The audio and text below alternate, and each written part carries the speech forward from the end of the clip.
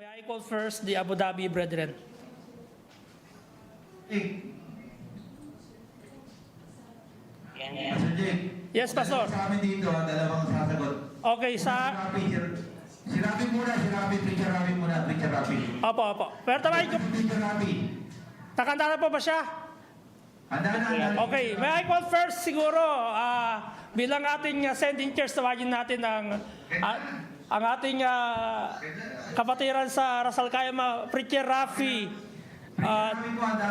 De La Cruz. Okay. Followed by Abu Dhabi. Please Abu Dhabi, mag-ready na po kayo. Go ahead, Preacher Rafi.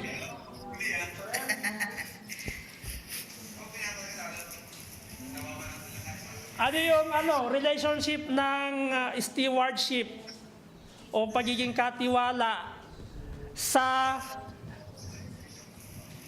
ebanghelyo o sa gospel ministry?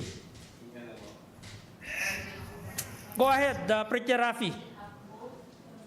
Ano yung ano? Paki-post yung nakapost, okay. Yung naalala ko lang po na example ni Pastor Cornelio is Matthew chapter 28, verse 19 to 20. Okay. Yung Great Commission, kung bakit kung bakit kailangan natin mag-stewardship, no?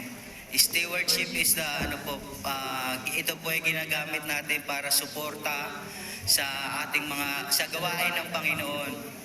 No? And then ang sabi po ng sa Matthew, "Go ye therefore and teach all nations, baptizing them in the name of the Father and of the Son and the Holy Ghost, teaching them to observe all things whatsoever I have commanded you, and lo, I am with you always, even unto the end of the world." Amen. Ito po yung sinasabi po dito is yung inuutusan po ng Panginoon, ito po yung mga mananampalataya na gumagawa po ng kanyang tungkulin, yung gospel, yung mga nagtuturo ng gospel, naghahayag ng patungkol sa ating Panginoon. At kung bakit natin ito sinusuportahan, kasi ito din po, ang Panginoon po ang nagsabi na siya po ay "I am with you always." Kaya po ating pong stewardship ay napupunta po sa mga manggagawa po natin dahil ang Panginoon po ay tumasa kanila po palagi, always po. Kaya parang connect po talaga siya na hindi po nating mawawala ang pagtulong sa mga kamanggagawa, no? Kasi yung Panginoon lamang po, yung gospel po ang kanilang inihahayag.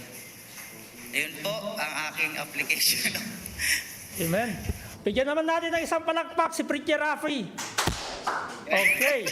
Sino ba next? Sino sunod dyan? Sino sunod kay Preacher Rafi? Abu Dhabi. May I call the Abu Dhabi brethren? Sige po.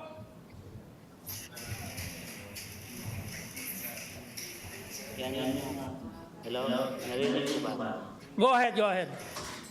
Ay po, sa amin po dito sa discussion namin, siguro may mga tatlong point. Una, yung gospel ministry and stewardship is nasa lahat sa Bible. Kasi they coexist na and kailangan na mag-work together. Kasi kung wala na yung isa sa kanila, hindi mag-further yung ministry ng Panginoon as a whole.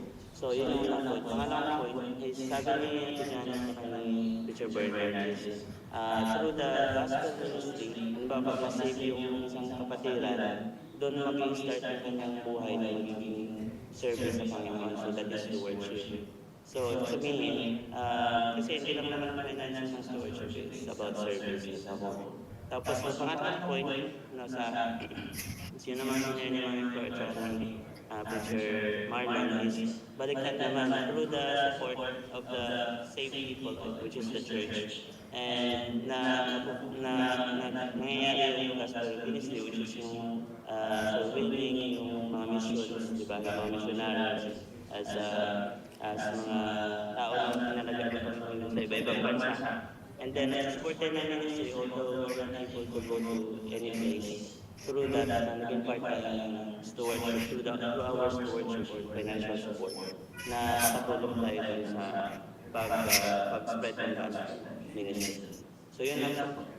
Okay, sino pa? Wait lang, may isang verse pala. Sabi ng Lord, the 1 Corinthians chapter 4 verse 1, that the man shall count of us as of the ministries of Christ and stewards of the mysteries of God. So lahat tayo ng mga partner ng Iglesia ng Panginoon ay bound to serve God and the Word. No? Amen. Okay, sige po. Isang palakpak kay Brother Joem. Yan. Okay, sunod po ay Alin. Brother Alin, sino po ang inyong pong spokesperson? Go, Brother Jimwell. Pwede po ba ang pass pag mag-isa lang?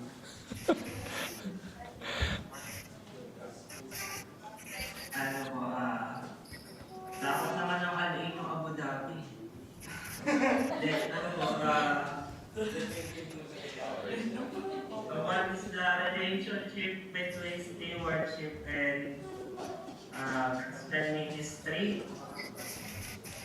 So, kaya nga po, gaya po sabi ni Brother Joel, inseparable po yung dalawa po yan. Stewardship and gospel ministry. Dahil, alam naman po natin na para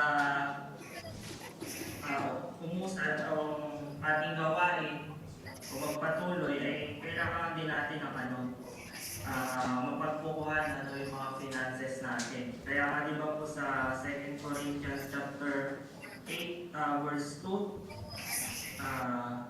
ito po yung sa Macedonia, how that in a great trial of affliction, the abundance of your joy and your deep poverty abounded unto the riches of their liberality. So, yung Macedonian churches, wala naman po natin na sila'y nasa deep poverty talaga. Pero sa kabila nun ay kahit sila'y naghihirap, ay nagawa pa nilang magbigay. Bakit sa kabila ng hirap nila na pinagdadaanan ay nagawa nila magbigay, ay dahil alam nila na anumang resources o na kanilang maibibigay ay makakatulong para sa gawain ng Panginoon. So, ang application lang po talaga sa atin ngayon ay talagang para magpatuloy ang gawain ng Panginoon, talagang kailangan po talaga natin yung stewardship.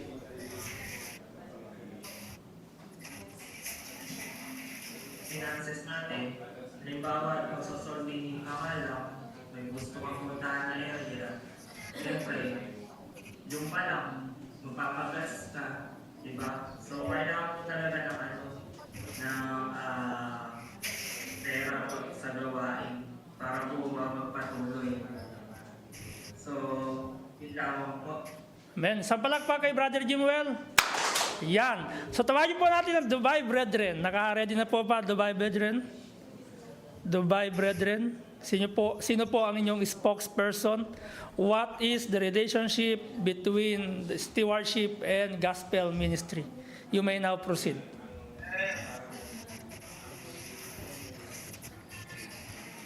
Dubai Brethren.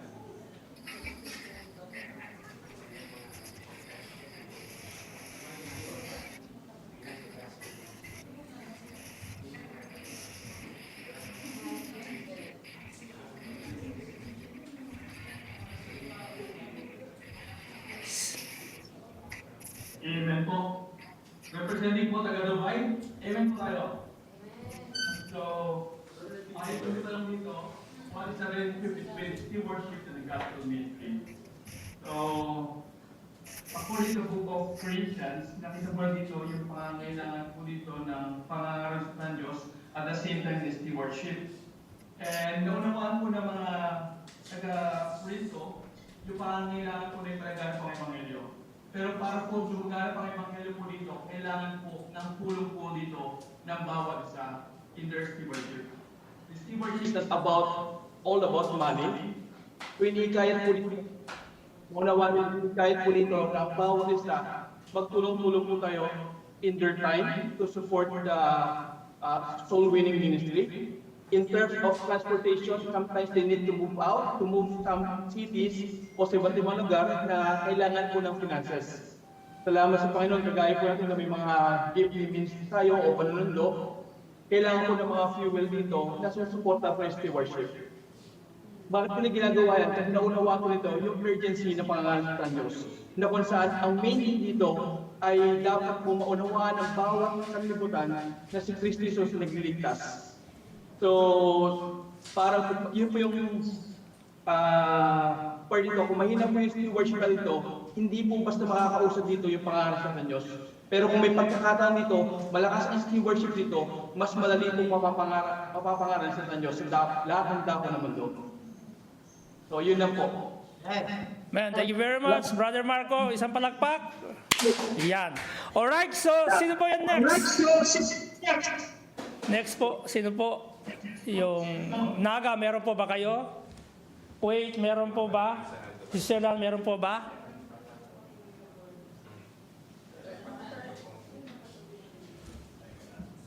Sister Cassie daw po. Sister Cassie, you may now proceed.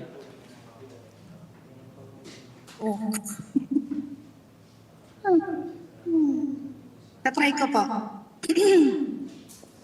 Yung sa Matthew 28:19-20 po, bali po yung support po natin na ginagamit po yung sa pangangailangan po ng church and ng pastor and the ministry po. Tapos po, kung magsusupport po tayo sa ating mga missionary, like for example po yung sinusuportahan po natin ng mga pastor, bagamat hindi po tayo makapunta sa lugar na yon, at least po yung support na binibigay po natin is nagagamit po ng pastor para po makapagpatuloy po siya sa sa lugar na yun. And yun lang po. Thank you very much, Sister Cassie ng Switzerland. Isang palakpak. Yan. Sino po yung next? Dubai? Kuwait? Meron po ba? Or Naga? Sige, bago po natin tatawagin ko po muna yung Sharjah at ang aming pong spokesperson ay si Brother Ethan Manuel. You may now proceed. Pagibigyan ng mic. Yan. O, dito ka.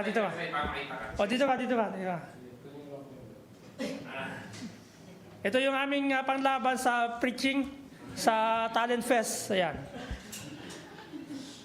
Halika. So, magandang umaga sa ating pong lahat. So, short summary lang po ng ating pong group discussion.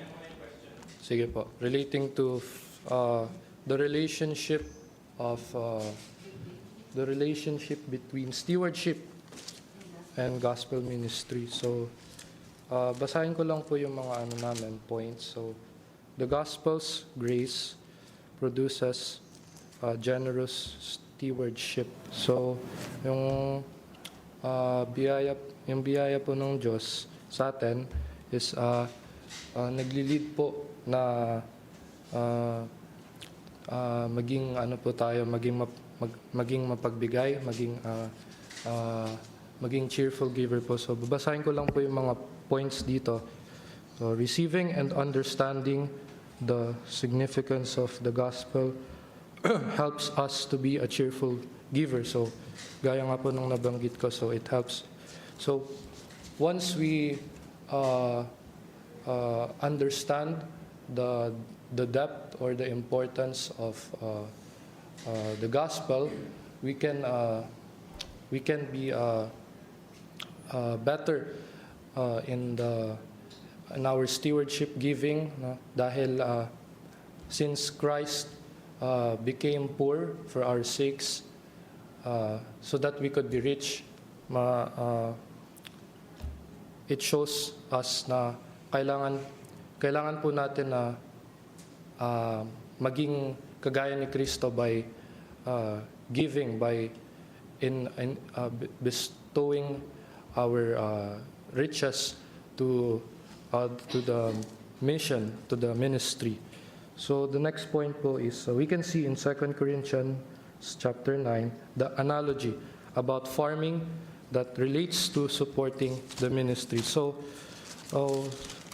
sabi po dito sa 2 Corinthians chapter 9 verse 10, now he that ministereth seed to the sower both minister bread for your food and multiply your seed sown and increase the fruits of your righteousness. So, bale, ito pong verse 10, it is an analogy po na ginagamit po yung farming as a way for us na upang maipaliwanag po yung relationship ng stewardship and gospel ministry na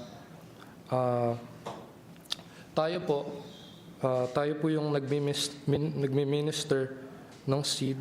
Ito po yung ating mga mission support to the sower. So the sower po here speaks about the missionary. Both minister bread for your food and multiply your seed sown and increase the fruits of your righteousness. So ibig sabihin po sila po yung ginagamit ni Lord upang mas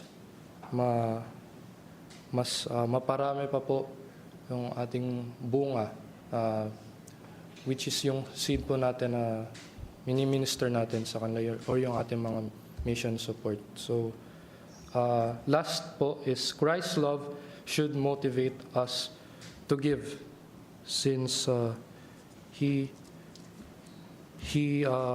became poor that through His poverty we might be rich. So sabi po sa 2 Corinthians chapter 8 verse 9, for you know the grace of our Lord Jesus Christ, that though He was rich, yet for your sakes He became poor, that ye through His poverty might be rich. So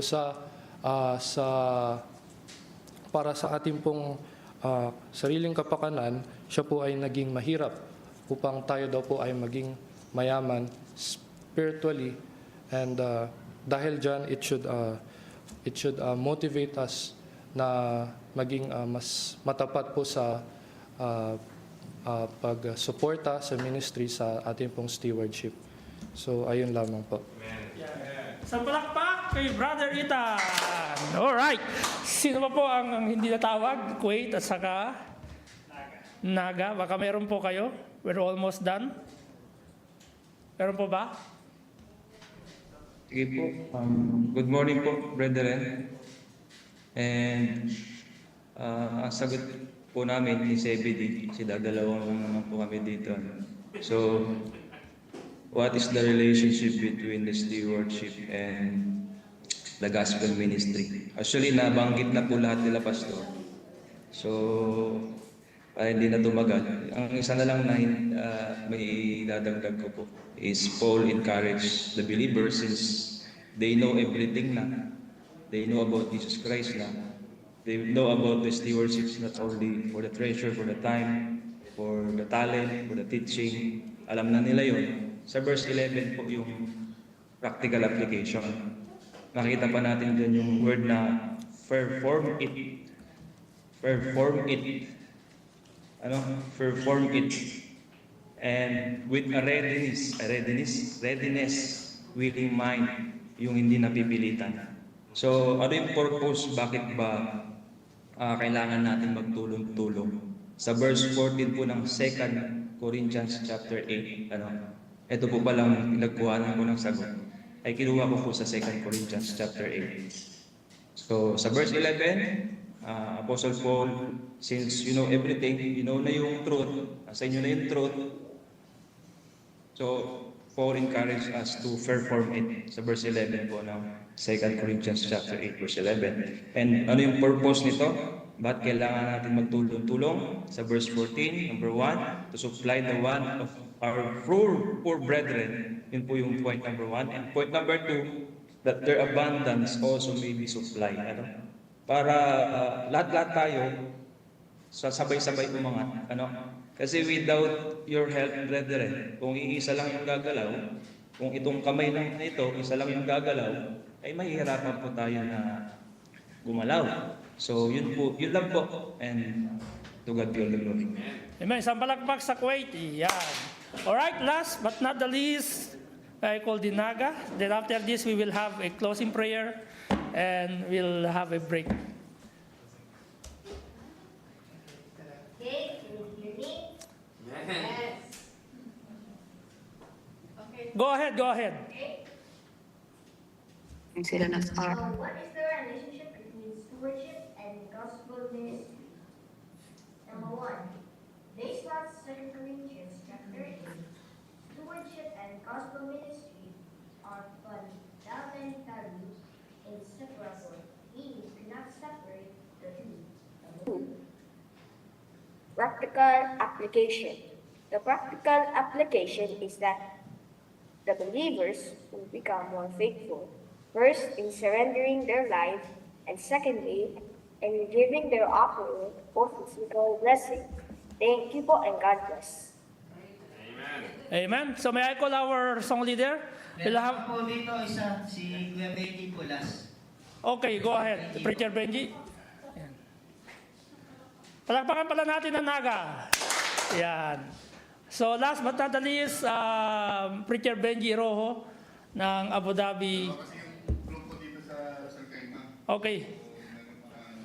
You may now proceed. Mga inputs ng mga bata, no? Sabi ng pinakamaliit na bata, yung pinakamaliit na bata sa amin dito. So gospel ministry is given to believers. As believers, we should be fruitful, no?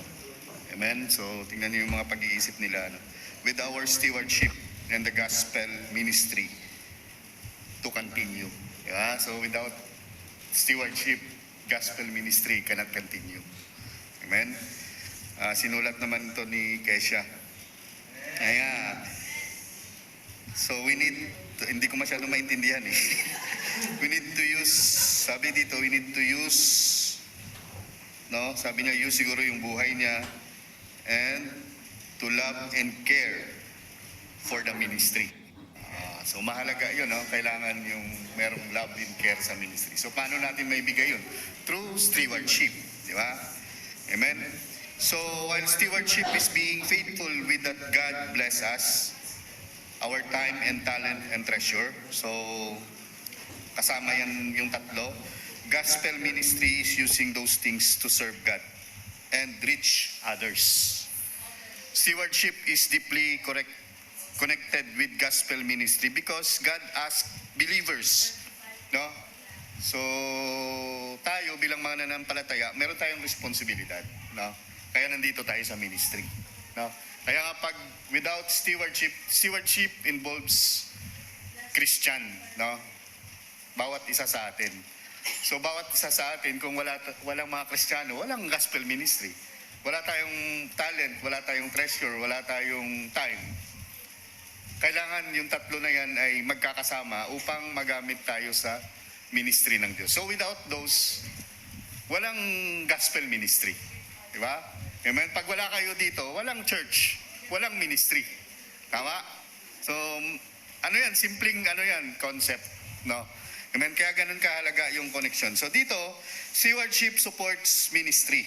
And ministry is an important part in worshiping God. Therefore, both are interconnected and influence each other. Amen? At last, stewardship and gospel ministry are closely linked because stewardship involves responsibility that God give us being a manager, no? And responsible for all the things that He has given to us. So faithful stewardship ensures effective evangelism, discipleship, and service reflecting God's priorities, demonstrating integrity and essence in the gospel mission. Amen? Kaya nga mahalaga yung mga ibinibigay natin sa Panginoon. Kasi sabi ni Brother Archie, yan yung mga nakaka-reach. No? Maaring hindi man tayo nakakarating ng Vietnam. Hindi tayo nakakarating ng Thailand. Yung mga ibinabahagi natin sa mga misyon na yun yung ginagamit nila para makapag-akay ng kaluluwa. Di ba? Amen? So, yun lang po ang binahagi po ng Group 2 dito sa usapin na ito with the relationship between stewardship and gospel ministry. Amen. Thank you very much, Preacher Benji. Isang palakpak. All right, may I call our song leader to continue our program. People, let us all stand as we sing our closing hymn. We'll be singing All People That on Earth Do Dwell. It has the tune of our doxology. We will be singing the fourth stanza that shows that the Lord is good and His mercy is forever sure.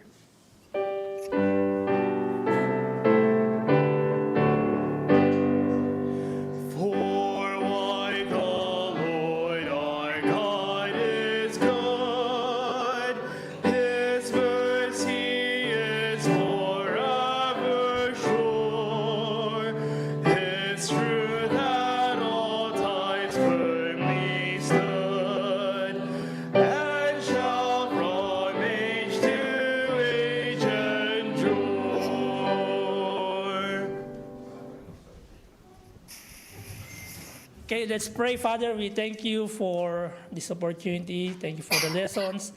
Thank you for the discussions that we have learned, the truths about the stewardship and the gospel ministry, that this subject is both connected, inseparable. We thank you, Father, for entrusting us through this stewardship and the gospel also. Father, we also ask you to bless the food that we are going to eat, and also may you bless those hands that share it to us, O Lord. May your name be glorified in our midst. In Christ's name we pray. Amen. So, brethren, take your breakfast, or you may